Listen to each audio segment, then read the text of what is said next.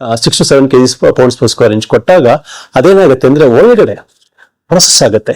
ನಮ್ಗೆ ಯಾವ ರೀತಿ ಪ್ರೊಸೆಸ್ ಆಗುತ್ತೆ ಅಂತ ನಮ್ಗೆ ಗೊತ್ತಾಗಬೇಕು ಅಂದ್ರೆ ನಾವೊಂದು ಟೆಂಪರೇಚರ್ ಪ್ರೋಬ್ ನ ಇನ್ಕ್ಲೂಡ್ ಮಾಡಿರ್ತೀವಿ ರ್ಯಾಂಡಮ್ ಸ್ಪೇಸಸ್ ಅಲ್ಲಿ ಇನ್ಕ್ಲೂಡ್ ಝೋನ್ ಆಫ್ ಸ್ಟಲೈಸ್ ಅಲ್ಲಿ ಮಾಡಿದಾಗ ಏನಾಗುತ್ತೆ ನಾವು ಮಾನಿಟರ್ ಸಿಸ್ಟಮ್ಸ್ ಮಾಡ್ತೀವಿ.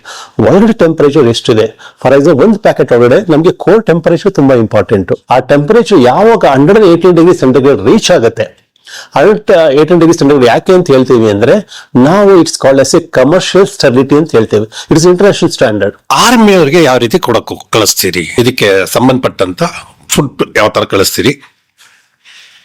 ಸ್ಪೇಸ್ಗೆ ನಾನ್ ವೆಜ್ ಹೋಗಲ್ಲ, ಇವ್ರಿಗೆ ಏನ್ ಮಾಡ್ತೀರಿ?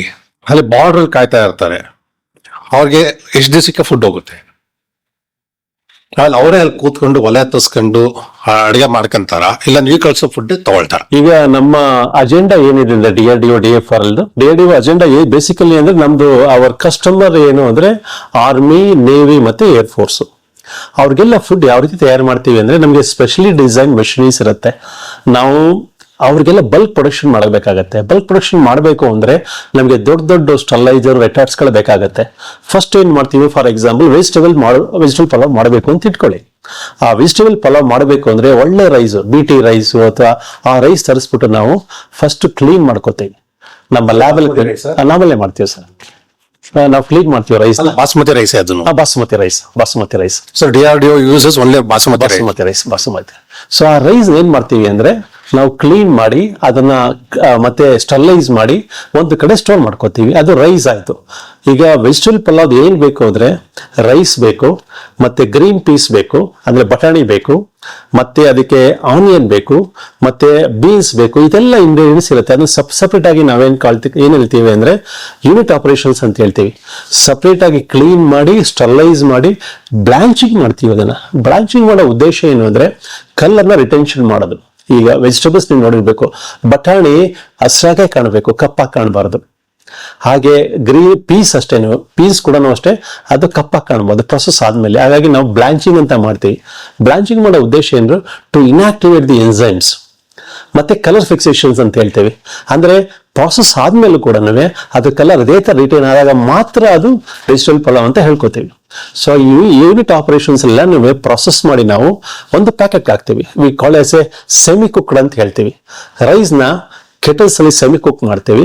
ಅದನ್ನ ಮತ್ತೆ ಈ ವೆಜಿಟೇಬಲ್ಸ್ ಫಾರ್ ಎಕ್ಸಾಂಪಲ್ ಬಟಾಣಿ ಇರ್ಬೋದು, ಬೀನ್ಸ್ ಇರ್ಬೋದು, ಆನಿಯನ್ಸ್ ನೆಲ್ಲ ಏನ್ ಮಾಡ್ತೀವಿ ಅಂದ್ರೆ ಪ್ಯಾಕ್ ಮಾಡ್ತೀವಿ. ಫಾರ್ ಎಕ್ಸಾಂಪಲ್ ಒಂದು 300 ಗ್ರಾಮ್ ಪ್ಯಾಕೆಟ್ ಅಂತ ಇಟ್ಕೊಳ್ಳಿ. ಆ 300 ಗ್ರಾಮ್ ಪ್ಯಾಕೆಟ್ ಅಲ್ಲಿ 250 ರಿಂದ 275 ಗ್ರಾಮ್ ರೈಸ್ ಇರುತ್ತೆ. ಮತ್ತೆ ಮಿಕ್ಕಿದೆಲ್ಲ ವೆಜಿಟೇಬಲ್ಸ್ ಗಳಿರುತ್ತೆ. ಕ್ಯಾರೆಟ್ ಇರ್ಬೋದು, ಬಟಾಣಿ ಇರ್ಬೋದು, ಮತ್ತೆ ಈರುಳ್ಳಿ ಇರ್ಬೋದು, ಮತ್ತೆ ಪೀಸ್ ಅದೆಲ್ಲ ಇರ್ಬೋದು. ಅದನ್ನ ಪ್ಯಾಕ್ ಮಾಡಿದಾಗ ಏನಾಗುತ್ತೆ ಅಂದ್ರೆ ನಾವು ಪ್ಯಾಕ್ ಮಾಡ್ತೀವಿ. ಪ್ಯಾಕ್ ಮಾಡ್ಬಿಟ್ಟು ಸೀಲ್ ಮಾಡ್ತೀವಿ. ಅಗೇನ್ ಅರ್ಮೆಟಿಕ್ ಸೀಲ್ ಅಂತ ಹೇಳ್ತೀವಿ. ಅರ್ಮೆಟಿಕ್ ಸೀಲ್ ಅಂದ್ರೆ ಏನು ಅಂದ್ರೆ air should not go inside, ಅಂದ್ರೆ ಗಾಳಿ ಕೂಡ ಹೊರಗಡೆ ಹೋಗ್ಬಾರ್ದು. ಗಾಳಿ ಹೊರಗಡೆ ಹೋದಾಗ ಏನಾಗುತ್ತೆ, ಆಕ್ಸಿಡೈಸ್ ಆಗುತ್ತೆ. ಆಕ್ಸಿಡೈಸ್ ಆದಾಗ ನಿಮ್ಮ ಹೈಜಿನಿಸಿಟಿ ಮತ್ತೇನು ಸ್ಟೋರೇಜ್ ಶೆಲ್ಫ್ ಲೈಫ್ ಕಡಿಮೆ ಆಗುತ್ತೆ. ಸೊ ಹಾಗಾಗಿ ನಾವು ಹರ್ಮೆಟಿಕ್ ಅಂತ ಹೇಳ್ತೀವಿ. ಝೀರೋ ಒಳಗಡೆ ಏರ್ ಇರ್ತದೆ. ನಾವು ಏರ್ನ ಪಾರ್ಷಿಯಲ್ ಆಗಿ ರಿಮೂವ್ ಮಾಡ್ತೀವಿ. ನಾವು ಅದ್ರಲ್ಲಿ ಯಾವುದೇ ರೀತಿ ಆಕ್ಸಿಡೇಷನ್ ಆಗದೆ ರಿಮೂವ್ ಮಾಡ್ಬಿಟ್ಟು ಏರ್ನ ಸೀಲ್ ಮಾಡ್ತೀವಿ ಹರ್ಮೆಟಿಕ್ ಆಗಿ ಮಾಡ್ಬಿಟ್ಟು. ಆ ಪ್ಯಾಕೆಟ್ ನಾವು ಏನ್ ಮಾಡ್ತೀವಿ ಅಂದ್ರೆ we have A what we call aluminium moulds ಅಂತ ಹೇಳ್ತೀವಿ. ಅಲ್ಲಿ ಪ್ಯಾಕ್ ಮಾಡ್ತೀವಿ. ಪ್ಯಾಕ್ ಮಾಡಿ ನೀವು ನೋಡಿರ್ಬೇಕು, ಜಸ್ಟ್ ಲೈಕ್ ಎ ಕುಕ್ಕರ್ ತರ. ನಿಮ್ಮ ಮನೇಲಿ ಕುಕ್ಕರ್ ನೋಡಿದಿಲ್ಲ, ಅದೇ ತರ ನಮ್ದು ದೊಡ್ಡ ಕುಕ್ಕರ್ಸ್ ಇರುತ್ತೆ. We call it as a steriliser or a bulk steriliser. ಅದನ್ನೆಲ್ಲ ನಾವು ರ್ಯಾಕ್ ಅಲ್ಲಿ ಹಾಕ್ತೀವಿ. ರ್ಯಾಕ್ಸ್ ಅಲ್ಲಿ ಫಾರ್ ಎಕ್ಸಾಂಪಲ್ ನಾನು 1000 ಪ್ಯಾಕ್ಸ್ ಮಾಡಬೇಕು ಅಂದ್ರೆ 300 ಗ್ರಾಮ್ಸ್ ಈಚ್ ಅಂದ್ರೆ ಆ ಎಲ್ಲ ಲೋಡ್ ಮಾಡ್ಬಿಟ್ಟು ಆ ರೆಟಾರ್ಟ್ ಅಲ್ಲಿ ಕ್ಲೋಸ್ ಮಾಡ್ತೀವಿ. ದೊಡ್ಡ ಡೋರ್ ಇರುತ್ತೆ, ಕ್ಲೋಸ್ ಮಾಡ್ತೀವಿ. ಅದು ಹೈಜಿನಿಕ್ ಆಗಿ ನಾವೇನ್ ಮಾಡ್ತೀವಿ ಅಂದ್ರೆ ಈ ಪ್ರೊಸೆಸಿಂಗ್ there are 3 stages ಅಂತ ಹೇಳ್ತೀವಿ. ಒಂದು initial heat up, hold on period, cooling ಅಂತ ಹೇಳ್ತೀವಿ. ಇನಿಷಿಯಲ್ ಹೀಟಪ್ ಅಲ್ಲಿ ಏನು ಅಂದ್ರೆ ನಾವು ಟೆಂಪರೇಚರ್ನ ಆ ಸ್ಟರ್ಲೈಸ್ ಒಳಗೆ ಟೆಂಪರೇಚರ್ನ ಫುಡ್ ಪ್ರಾಡಕ್ಟ್ಸ್ ಇರೋ ಒಳಗಡೆ ಚೇಂಬರ್ ಅಲ್ಲಿ ಅದನ್ನ ರೈಸ್ ಮಾಡ್ತೀವಿ. ಟೆಂಪರೇಚರ್ಗೆ 100 ಡಿಗ್ರಿ ಸೆಂಟಿಗ್ರೇಡ್ ರೈಸ್ ಮಾಡ್ತೀವಿ. ಇನಿಷಿಯಲ್ ಹೀಟಪ್ ಅಂತ ಹೇಳ್ತೀವಿ. ಆಮೇಲೆ ಏನ್ ಮಾಡ್ತೀವಿ, will give you overriding pressure. ಕಾರಣ ಏನು ಅಂದ್ರೆ ಆ ಫುಡ್ ಪ್ಯಾಕೆಟ್ ಇರುತ್ತೆ ನೋಡಿ, ಆ ಫುಡ್ ಪ್ಯಾಕೆಟ್ ಪ್ಯಾಕೇಜಿಂಗ್ ಮೆಟೀರಿಯಲ್ ತುಂಬಾ ತಿನ್ ಇರುತ್ತೆ.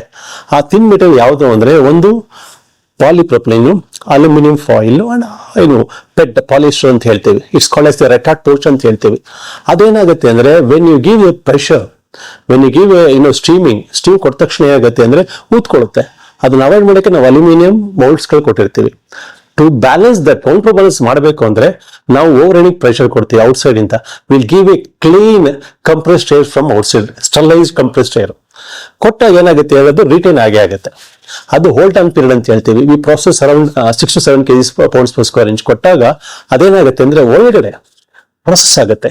ನಮ್ಗೆ ಯಾವ ರೀತಿ ಪ್ರೊಸೆಸ್ ಆಗುತ್ತೆ ಅಂತ ನಮ್ಗೆ ಗೊತ್ತಾಗಬೇಕು ಅಂದ್ರೆ ನಾವೊಂದು ಟೆಂಪರೇಚರ್ ಪ್ರೋಬ್ ನ ಇನ್ಕ್ಲೂಡ್ ಮಾಡಿರ್ತೀವಿ ರ್ಯಾಂಡಮ್ ಸ್ಪೇಸಸ್ ಅಲ್ಲಿ, ಇನ್ಕ್ಲೂಡ್ ಝೋನ್ ಆಫ್ ಸ್ಟರ್ಲೈಸ್ ಅಲ್ಲಿ ಮಾಡಿದಾಗ ಏನಾಗುತ್ತೆ, ನಾವು ಮಾನಿಟರ್ ಸಿಸ್ಟಮ್ಸ್ ಮಾಡ್ತೀವಿ. ಒಳಗಡೆ ಟೆಂಪರೇಚರ್ ಎಷ್ಟಿದೆ, ಫಾರ್ ಎಕ್ಸಾಂಪಲ್ ಒಂದು ಪ್ಯಾಕೆಟ್ ಒಳಗಡೆ ನಮಗೆ ಕೋರ್ ಟೆಂಪರೇಚರ್ ತುಂಬಾ ಇಂಪಾರ್ಟೆಂಟ್. ಆ ಕೋರ್ ಟೆಂಪರೇಚರ್ ಪ್ರಾಸೆಸ್ ನೋಡಿದಾಗಲೇ ಮಾತ್ರ ನಮಗೆ ಟೋಟಲಿ ಸ್ಟರ್ಲೈಸ್ ಆಗುತ್ತೆ. ಇಲ್ಲ ಅಂದ್ರೆ ಇಟ್ ಕಮ್ಸ್ ಅಂಡರ್ ಸ್ಟರ್ಲೈಸ್ ಆಗಿರಲ್ಲ. ಸೊ ನಾವೇ ಮಾನಿಟರ್ ಮಾಡ್ತೀವಿ ಟೆಂಪರೇಚರ್. ಎಲ್ಲಾ ಟೆಂಪರೇಚರ್ ಕಂಟ್ರೋಲ್ ಅಂತ ಇರುತ್ತೆ, ಅಲ್ಲಿ ಮಾನಿಟರ್ ಮಾಡ್ತೀವಿ. ಆ ಟೆಂಪರೇಚರ್ ಯಾವಾಗ 118 ಡಿಗ್ರಿ ಸೆಂಟಿಗ್ರೇಡ್ ರೀಚ್ ಆಗುತ್ತೆ, 118 ಡಿಗ್ರಿ ಸೆಂಟಿಗ್ರೇಡ್ ಯಾಕೆ ಅಂತ ಹೇಳ್ತೀವಿ ಅಂದ್ರೆ ನಾವು it's called S A commercial stability ಅಂತ ಹೇಳ್ತೇವೆ. It's international standard.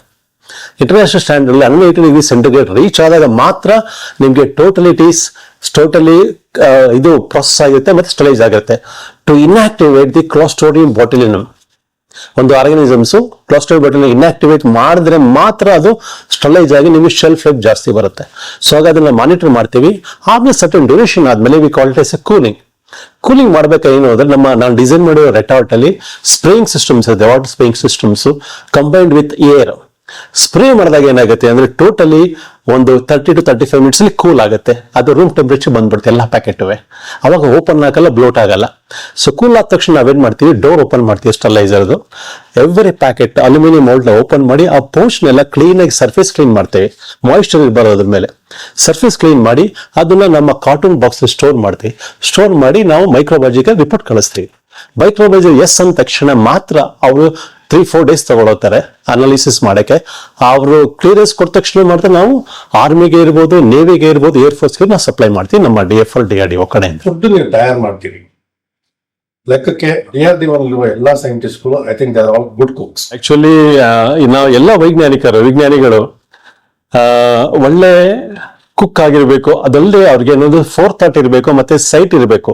Over site ಏನು ಅಂದ್ರೆ, ಫಾರ್ ಎಕ್ಸಾಂಪಲ್ ನಾನೇ ಆಗಿ ತಿಳ್ಕೊಳ್ಳಿ, ನಾನು ಜವಾನ್ ಆಗಿದ್ರೆ ಐ ಆಟಿಟ್ಯೂಡ್ಸ್ ಅಲ್ಲಿ ಯಾವ ತರ ಫುಡ್ ಅವ್ರಿಗೆ ಬೇಕು, ಆಮೇಲೆ ಅದನ್ನ ಯಾವ ರೀತಿ ಅವರು ಪ್ರಾಸೆಸ್ ಇದನ್ನ ಯೂಸ್ ಮಾಡಬೇಕು ಅದನ್ನು ಗೊತ್ತಿರಬೇಕು ನಾವು, ಮತ್ತೆ ಯಾವ ತರ ಇಂಗ್ರೀಡಿಯೆಂಟ್ಸ್ ಆಗಿರ್ಬೇಕು. ಹಾಗಾಗಿ ನಾವು ಒಳ್ಳೆ ಕುಕ್ ಆಗಿರ್ಬೇಕು. ಒಳ್ಳೆ ಕುಕ್ ಆದಾಗ ಮಾತ್ರ ನಮ್ಗೆ ಅದರ ಇದು ಟೇಸ್ಟ್ ಮತ್ತೆ ಅದರ ಪರಿಜ್ಞಾನ ಮತ್ತೆ ಅದರ ಸ್ಟೋರೇಜ್ ಲೈಫ್ ಗೊತ್ತಾಗುತ್ತೆ. ಇಲ್ಲ ಅಂದ್ರೆ ಅದನ್ನ ನಾವು ಏನು ಮಾಡಕ್ಕಾಗಲ್ಲ. ನಾನು I am also totally cook, ನನ್ನ ಮನೇಲಿ ನಾನೇ ಕುಕ್ ಮಾಡ್ತೇನೆ. ಸೊ ಹಾಗಾಗಿ ನಾನು ಉತ್ಪ್ರೇಕ್ಷೆಯಿಂದ ಮಾತಾಡ್ತಾ ಇಲ್ಲ, ನಾನು ನನ್ನ ಸ್ವಂತ ಆನಂದದಿಂದ ಮಾತಾಡ್ತಾ ಇದ್ದೀನಿ, ನನ್ನ ಸ್ವಂತ ಇನ್ಸ್ಪಿರೇಷನ್ ಇಂದ ಮಾತಾಡ್ತೀನಿ. ನಾನು ಸಹ ಕುಕ್ಕು. ಹಾಗಾಗಿ ನಮ್ಮ ಜವಾನ್ ಸೈನಿಕರಿಗಿರ್ಬೋದು, ಮತ್ತೆ ಎಲ್ಲ ಸ್ನೇಹ ಬಂಧುಗಳಿರ್ಬೋದು, ಸೈನಿಕರ ಬಂಧುಗಳಿರ್ಬೋದು, ಅವ್ರಿಗೆ ನಮ್ಮ ಕೊಡೋ ಉದ್ದೇಶ ಅಂದ್ರೆ ಒಳ್ಳೆ ಆಹಾರ ಕೊಡೋಣ. ತಾವು ಕೇಳಿರ್ಬೇಕು, ಶರೀರ ಮಧ್ಯಮ ಕಲು ಧರ್ಮ ಸಾಧನ. ನಾವೇನೇ ಕೊಟ್ಟರು ನಮ್ಮ ದೇಹ ಸ್ವಾಸ್ಥ್ಯವಾಗಿರ್ಬೇಕು. ದೇಹ ಸ್ವಾಸ್ಥ್ಯವಾಗಿರ್ಬೇಕು ಅಂದ್ರೆ ಒಳ್ಳೆ ಆಹಾರ, ಪೌಷ್ಟಿಕ ಆಹಾರ ಕೊಡಲೇಬೇಕು ಅಂತ ನಮ್ಮ ಉದ್ದೇಶ, ನಮ್ಮ DRDO DFR ಉದ್ದೇಶ. ಸರ್, ಈಗ DRDO ನಲ್ಲಿ ನಾನ್ ವೆಜ್ ತಯಾರು ಮಾಡಲ್ವಾ? ಸೊ ನಮ್ಮ DRDO ಅಲ್ಲಿ ಬರೀ ವೆಜಿಟೇರಿಯನ್ ಒಂದೇ ಅಲ್ಲ, ನಾನ್ ವೆಜ್ ಕೂಡ ನಾವು ಮಾಡ್ತೀವಿ. ಚಿಕನ್ ಕರಿ ಇರ್ಬೋದು, ಮಟನ್ ಕರಿ ಇರ್ಬೋದು, ಮತ್ತೆ ವೆಜಿಟೇಬಲ್ ಚಿಕನ್ ಪಲಾವ್ ಇರ್ಬೋದು ಅಥವಾ ಮಟನ್ ಪಲಾವ್ ಇರ್ಬೋದು. ಕಾರಣ ಏನು ಅಂದ್ರೆ ನಮ್ಮ ಸೈನಿಕರಿಗೆ ಫಾರ್ವರ್ಡ್ ಏರಿಯಾಸ್ ಅಲ್ಲಿ ಇರ್ಬೋದು, ಸಬ್ಮೆರೀನ್ಸ್ ಅಲ್ಲಿ ಇರ್ಬೋದು, ಅಥವಾ ಶಿಪ್ಸ್ ಅಲ್ಲಿ ಇರ್ಬೋದು, ಅಥವಾ ಫ್ಲೈಟ್ ಸುಖಾಯ್ ನಲ್ಲಿ ಇರ್ಬೋದು, ಅವ್ರಿಗೆಲ್ಲ ನಾನ್ ವೆಜ್ ಕೆಲವರಿಗೆ ತುಂಬಾ ಆಸೆ ಇರುತ್ತೆ, ಬೇಕೇ ಬೇಕಾಗತ್ತೆ. ಹಾಗಾಗಿ ಅದನ್ನು ಕೂಡ ನಮ್ಮ DFR DRDO ಅಲ್ಲಿ ಮಾಡ್ತೀವಿ. ಅದು shelf life almost 1.5 to 2 years ಖಂಡಿತ ಇರುತ್ತೆ. ಕಾರಣ ಏನು ಅಂದ್ರೆ ನಮ್ದು ಯಾವುದೇ ರೀತಿ ಕೆಮಿಕಲ್ಸ್ ಉಪಯೋಗಿಸಲ್ಲ. It is totally chemical free. It is only a technology, is only a sterilisation. It's a heat process technology. ಅಂದ್ರೆ ತಾಪಮಾನ ಕೊಟ್ಟು, ಶಾಖ ಕೊಟ್ಟು ಅದು ಪ್ರಾಸೆಸ್ ಮಾಡ್ತೀವಿ ಹೊರತು ಯಾವುದೇ ರೀತಿಯಾದ ಕೆಮಿಕಲ್ಸ್ ನಾವು ಹಾಕಲ್ಲ. ಪ್ರಾಸೆಸ್ ಮಾಡ್ಬೇಕಾಗಲಿ ಅಥವಾ ಸ್ಟೋರೇಜ್ ಮಾಡ್ಬೇಕಾಗಲಿ ಮಾಡಲ್ಲ. ಮತ್ತೆ ನಮ್ಮ ಪ್ಯಾಕೇಜಿಂಗ್ ಮೆಟೀರಿಯಲ್ ಸಹ ಅಷ್ಟೇನೆ. It is a very good packaging material which is a food grade material. Chicken curry, mutton curry, chicken pulao, mutton pulao. So ಇಂಡಿಯಾನಲ್ಲಿ ಇಷ್ಟೇ ಆಗೋದು ಸದ್ಯಕ್ಕೆ. ಆ ಕಾರಣ ಏನಂದ್ರೆ ಸರ್, ಅದಕ್ಕೆ ಶೆಲ್ಫ್ ಲೈಫ್ ಕೆಲವೆಲ್ಲ ಇರುತ್ತೆ ನೋಡಿ. ಫಾರ್ ಎಕ್ಸಾಂಪಲ್ ನಾವು ಜಾಸ್ತಿ ಮಾಯಿಶ್ಚರ್ ಆಡ್ ಮಾಡೋಕ್ಕಾಗಲ್ಲ. ಮಾಯಿಶ್ಚರ್ ಆಡ್ ಮಾಡಿದಾಗ ಏನಾಗುತ್ತೆ ಅಂದ್ರೆ there is a chance of deterioration ಆಗುತ್ತೆ. ಹೈಡ್ರೋಜನ್ ಸ್ವೆಲ್ ಅಂತಾರೆ ಕ್ಯಾನ್ ಅಲ್ಲಿ ಅಥವಾ ಪೌಚ್ ಅಲ್ಲಿ, ಅಥವಾ ಇದು ಹೈಡ್ರೋಜನ್ ಸ್ವೆಲ್ ಆದಾಗ ಏನಾಗುತ್ತೆ, ಬ್ಲೋಟ್ ಆಗುತ್ತೆ. ಅವಾಗ ಅದು ಒಳಗಡೆಯಿಂದ ಡಿಗ್ರೇಡ್ ಆಗಿರುತ್ತೆ ಕೆಮಿಕಲ್. ಇದ್ರ ಎಷ್ಟು ವರ್ಷ ವ್ಯಾಲಿಡಿಟಿ ಇರುತ್ತೆ? ಫಾರ್ ನಾನ್ ವೆಜ್ಗೆ sir veg and non veg. So sir up to 1.5 ವರ್ಷದಿಂದ 2 ವರ್ಷ ತನಕ ಇಡ್ಬೋದು. ನಾವು ಲ್ಯಾಬಲ್ 2 ವರ್ಷ ತನಕ ಟೆಸ್ಟ್ ಮಾಡಿದೀವಿ, ಬಟ್ ನಾವು ಕೊಡೋದು 1 ವರ್ಷ ತನಕ ಕೊಡ್ತೀವಿ, ಏನ್ ತೊಂದರೆ ಇಲ್ಲ. 1 ವರ್ಷ ತನಕ ಸ್ಟೋರ್ ಮಾಡ್ಬೋದು. ಆಂಬಿಯಂಟ್ ಟೆಂಪರೇಚರ್ಸ್ ಅಲ್ಲಿ, ರೂಮ್ ಟೆಂಪರೇಚರ್ ಸ್ಟೋರ್ ಮಾಡ್ಬೋದು. ಸೊ ಟೇಸ್ಟ್ ಆಗೇ ಇರುತ್ತೆ. 100% ಟೇಸ್ಟ್ ಆಗಿರುತ್ತೆ ಸರ್. ನ್ಯೂಟ್ರಿಷನ್ ವೈಸ್ ಆಗಿರುತ್ತೆ, ಟೇಸ್ಟ್ ಚೆನ್ನಾಗಿರುತ್ತೆ, ಯಾವುದೇ ರೀತಿಯಾದ ಡಿಟ್ರೇಷನ್ ಆಗಿರಲ್ಲ. ಸೊ DRDO ಇಂದ ನೀವು ಸಪ್ಲೈ ಮಾಡೋದು army, navy, air force, all 3 wings of services.